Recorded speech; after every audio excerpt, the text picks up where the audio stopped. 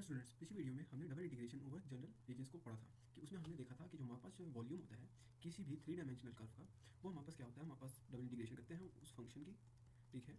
और D Y हमने लिया था, उसमें डी एक्स लिया था, ये हमने एक स्पेसिफिक ऑर्डर लिया था और इसकी हमने लिमिट्स लिखी थी। क्या लिखी थी?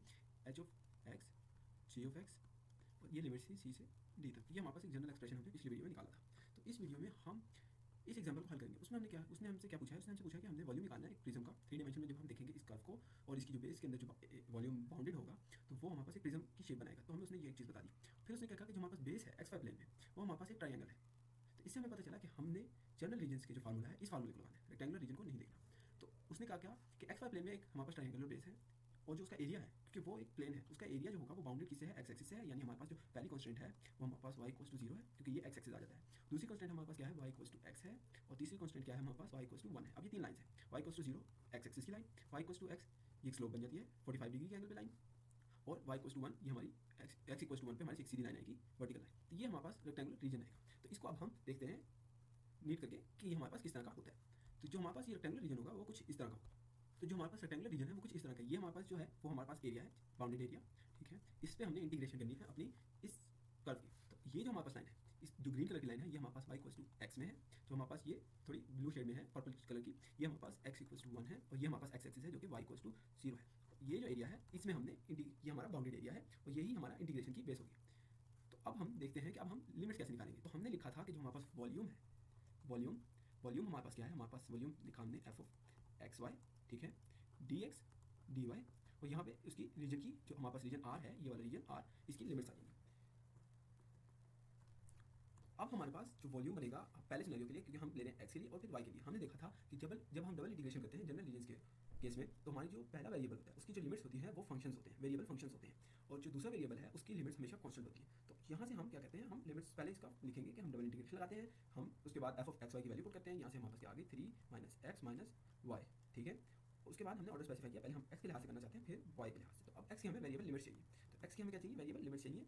उनको हम कह देते हैं ए ऑफ वाई, क्योंकि वो होंगी वेरिएबल लिमिट्स वाई के लिहाज से, और बी ऑफ वाई। अब हमने ये दो फाइंड करनी है इस ग्राफ से। तो उसके लिए हम क्या करते हैं, पहले एक्स के लिए हम देखते हैं कि जो वाई की है फंक्शन वो कहाँ से कहाँ तक जा रही है। तो उसके लिए अब हम क्या करेंगे? तो जो हमारी एक्स की लिमिट्स हैं उसके लिए हमने एक्स की एक पैरेलल लाइन लगाई, इसको हम कह देते हैं, ये हमारे पास लाइन एल है। तो हमारे पास ये दो पॉइंट्स पे इंटरसेक्ट कर रही है, एक पे एंटर हो रही है, एक पे लीव हो रही है। जो एंटर वाला पॉइंट है, ये इस रीजन आर के अंदर जो एंटर वाला पॉइंट है वो हमारे पास ये पॉइंट है, ठीक है। और जो जिसपे वो बाहर जा रही है वो हमारे पास ये पॉइंट है। तो ये पॉइंट हमारे पास क्या है? ये हमारे पास एक फंक्शन है, ठीक है। इस पर अगर हम इस लाइन को ऊपर मूव कर दें तो ये हमारे पास यहाँ पे आ जाएगी। अगर हम लाइन को यूँ लगाते हैं तो हमारे पास एक ये पॉइंट आ जाएगा। तो अब हमारे पास एक्स की जो वैल्यूज़ हैं यहाँ पे क्या है? तकरीबन 0.4 है, और यहाँ पे 0.8 और 0.4 के दरमियान है, 6 और 4 के दरमियान 0.5 के करीब वैल्यू है। तो एक्स की वैल्यूज चेंज हो रही है। तो अब हम क्या कहेंगे कि ये जो हमारे पास है, हमें पता है कि ये हमारे पास y इक्वल्स टू एक्स की है, लेकिन हमें क्या चाहिए? हमें चाहिए x का फंक्शन चाहिए जो कि y के लिहाज से हो। तो हम इसको क्या करेंगे, जो हमारे पास पहला है जो एंट्रिंग है, ठीक है, जो हम कहेंगे कि हमारे पास लोअर लिमिट है एंट्रिंग पॉइंट वाली, उसको हम कहते हैं लोअर लिमिट। हमने डिफाइन किया हमारे पास बी ऑफ एक्स है। तो यहाँ पे हमारे पास बी ऑफ एक्स क्या आएगा? एक्स का होना चाहिए फंक्शन किसके लिहाज से? वाई के लिहाज से। तो अब एक्स का फंक्शन वाई के लिहाज से यहाँ पे क्या है? वाई ही है, क्योंकि हमारे पास एक सिमेट्रिकल लाइन आ रही है एक्स इक्वल्स टू वाई पे, जो रीजन से पास कर रही है। तो जो एक्स इक्वल्स टू वाई है, इसमें हमें कोई इन्वर्स निकालने की जरूरत नहीं पड़ेगी। तो हम सीधा सीधा क्या लिख देंगे? हम लिख देंगे x equals to y, B of x equals to y आ गया। अब हम देखते हैं ए ऑफ एक्स के लिए। तो ए ऑफ एक्स के लिए हम देखेंगे कि जो हमारा अपर लिमिट है वो हमारी एग्जिटिंग पॉइंट जो होता है, जिस पॉइंट से हमारी जो लाइन है वो एरिया को लीव करिए, वो हमारे पास ये पॉइंट है। अब इस पॉइंट पे हमारे पास एक्स की एक फिक्स्ड वैल्यू है, और वो क्या है? वो हमारे पास है 1। हम वाई को चेंज कर रहे हैं लेकिन एक्स की वैल्यू वो सेम रह रही है यहाँ पे। तो हम क्या कहेंगे? ए ऑफ एक्स जो है वो हमारे पास एक 1 है, कॉन्स्टेंट फंक्शन, ठीक है। तो इसमें लाजमी बात है, जो हमारे पास double integration over general regions होती है उसमें या तो दोनों लिमिट्स हमारे पास वेरिएबल होती हैं, या ये दोनों लिमिट्स हमारे पास वेरिएबल्स होंगी, या तो इनमें से एक वेरिएबल होगी और एक कांस्टेंट होगी। तो यहाँ पे हमारे पास ए ऑफ एक्स हमारे पास कांस्टेंट आ गई और बी ऑफ एक्स हमारे पास क्या आ गई? वेरिएबल लिमिट्स आ गई। तो अब हम पुट करते हैं, हमारे पास लोअर लिमिट क्या थी? हमारे पास वाई थी। अपर लिमिट हमारे पास क्या थी? हमारे पास 1 था, ठीक है। उसके बाद हम देखते हैं वाई के लिए लिमिट्स। अब वाई के लिए हम क्या लिमिट्स देखेंगे? कि हम देखेंगे कि वाई की जो सबसे लोएस्ट वैल्यू है, ठीक है, जहाँ से हम शुरू कर रहे हैं रीजन को, और जो हमारे पास हाईएस्ट वैल्यू है वो क्या आ रही है, क्योंकि हमें कांस्टेंट वैल्यूज चाहिए। तो यहाँ पे हमारे पास जो वाई की वैल्यूज है वो क्या आ रही है? हमारी 0 से वाई शुरू हो रहा है, क्योंकि ये एक्स एक्सिस से हमारा वाई शुरू होगा, बढ़ेगा बढ़ेगा और इस पॉइंट तक जाएगा जहाँ पे हमारा रीजन खत्म हो रहा है। ये हमें नहीं चाहिए, क्योंकि ये एक ओपन रीजन है, हमारा ट्रायंगुलर बेस यही है। तो इस पॉइंट तक हमारे पास क्या आ रहा है? यहाँ पे एक्स इक्वल्स टू वाई है ये लाइन, और हमारे पास लाइन क्या है? वाई इक्वल्स टू एक्स, और इसका हमारे पास एक सोल्यूशन क्या है? और इस लाइन का हमारे पास जो एक सोल्यूशन है वो है x इक्वल्स टू 1 पे। तो हमारे पास क्या निकला? y की वैल्यू y इक्वल्स टू 1।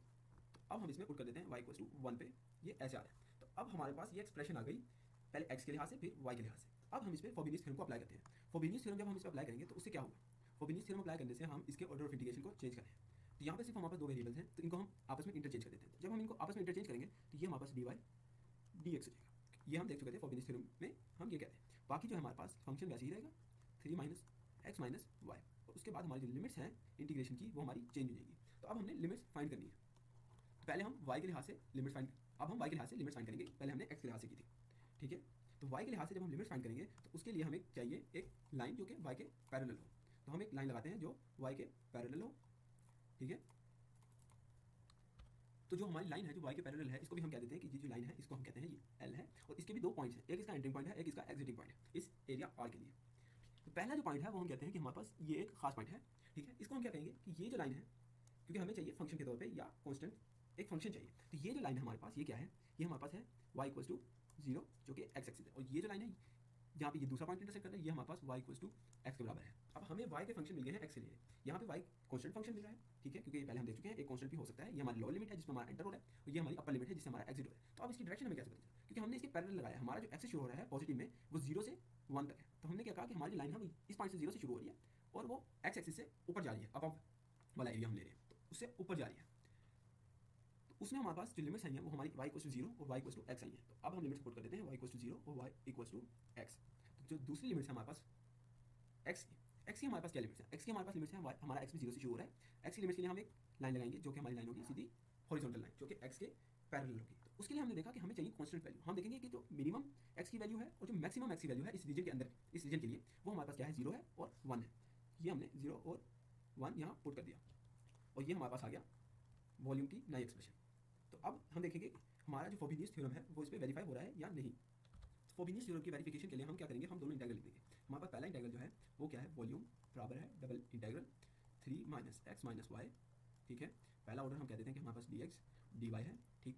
और जो दूसरा है हमारे पास इंटीग्रल जिसका ऑर्डर dy dx है वो हमारे पास v बराबर है double integral 3 minus X minus Y dy dx, ठीक। तो y की हमने लिमिट्स देखी थी, y की लिमिट्स हमारे पास 0 से x तक है, और x की हमारे पास यहाँ पे लिमिट्स 0 से 1 तक है। यहाँ पे हमारे पास x की लिमिट्स क्या थी, x की लिमिट्स हम कहाँ से शुरू हो रहा था, हमारा रीजन हमारा शुरू हो रहा था y से, हमारा जा रहा था x = 1 तक, ठीक है। और जो हमारा y का था वो हमारा 0 से 1 तक जा रहा था। तो ये हमारे पास था। इसको अब हम देखेंगे वेरीफाई करके। तो इसको अब हम सोल्व करना शुरू करते हैं। तो ये हमारे पास पहले हम x के लिहाज से इसकी इंटीग्रेशन करेंगे। तो इसकी इंटीग्रेशन क्या होगी, 3x minus x² / 2 minus x Y, ठीक है। लिमिट y से 1 तक जाएगी हमारी, और dy आ जाएगा, ठीक है। ये आ जाएगा 0 से 1 तक। तो अब इसको हम सोल्व करेंगे। पहले हम इसमें क्या पुट करेंगे, पहले इसमें हम अपर लिमिट पुट करेंगे। तो अपर लिमिट जब पुट करेंगे इसमें हम 1 पुट करेंगे, तो ये क्या हो जाएगा हमारे पास 3 माइनस 1/2 माइनस y। तो ये अपर लिमिट पुट कर दी हमने, माइनस करेंगे लोअर लिमिट में से, ये हो जाएगा 3y माइनस y² / 2 माइनस क्या हो जाएगा, जब यहाँ पे हम y पुट करेंगे ये हो जाएगा y², ये हो जाएगा dy। तो इसको अब हम सिंप्लीफाई करते हैं। तो ये हो जाएगा 5/2, जब 3 में से हाफ माइनस करेंगे 5/2 2.5 हो जाएगा, माइनस y, माइनस अंदर मल्टीप्लाई कर दिया माइनस 3y, और जब इसको हम हल करेंगे इसका माइनस हम कॉमन ले लेते हैं, ठीक है। और इससे जब हम माइनस को मल्टीप्लाई करेंगे तो ये प्लस हो जाएगा। तो ये हमारे पास क्या हो जाएगा, हाफ प्लस 1 ऐड कर रहे हैं हाफ में, तो ये हो जाएगा हमारे पास 3/2 1/2 y² dy, ठीक है। और यहाँ पे भी हम लिमिट्स लगा देते हैं 0 से 1 तक, ये भी 0 से 1 तक, और ये ब्रैकेट क्लोज करती है। तो अब इसको हम फर्दर सिंप्लीफाई करते हैं और इसको हल करते हैं 0 से 1, ठीक है। तो ये हो जाएगा 5/2 माइनस 4y प्लस हो जाएगा 3/2 y², ठीक है, और dy। इसकी अब इंटीग्रेशन करते हैं y के लिहाज से। तो ये क्या हो जाएगा 5/2y माइनस 2y² प्लस हो जाएगा हमारे पास 1/2y³, और इसकी लिमिट्स हमारे पास क्या है 0 से 1 तक। तो इसमें हम जब लिमिट्स पुट करेंगे तो हमारे पास जो वॉल्यूम होगा वो हमारे पास क्या होगा, जब हम 1 वाली वैल्यू पुट करेंगे 5/2 माइनस 2 प्लस हो जाएगा हमारे पास 1/2, ठीक है। तो यहाँ पे हमारे पास जो वॉल्यूम निकला, वॉल्यूम हमारा किसके बराबर है, वॉल्यूम हमारा बराबर है। तो जब हम 5/2 2 हाफ को उसमें हाफ ऐड करेंगे तो ये 3 हो जाएगा, 3 माइनस 2 हमारे पास 1 होता है। तो यहाँ से हमारे पास क्या निकला, वॉल्यूम निकला।